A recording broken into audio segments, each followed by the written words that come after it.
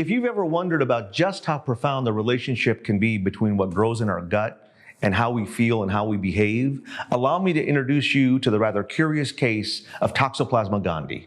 Toxoplasma gondii is a tiny little parasite, and it is a normal member of the gut microbiome of a variety of warm-blooded animals, including human beings. But there's something rather unique about Toxoplasma gondii.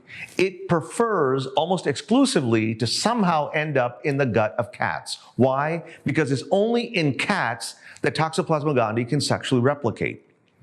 So how does it get into the guts of cats? Well, that's where things get interesting, because it has difficulty doing that directly. But you know what it doesn't have difficulty doing? It doesn't have difficulty ending up in the guts of mice. And once it gets into the gut of mice, it does something fascinating.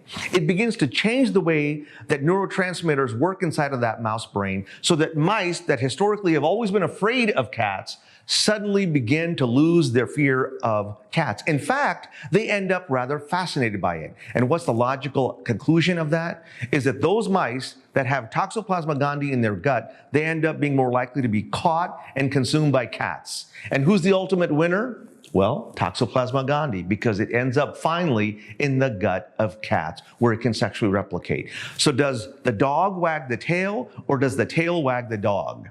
To learn more about this fascinating interplay between what grows in our guts and how we behave and how we think, join me on Saturday, March 9th at 11 a.m. at 2153 East Baseline Road, Suite 103.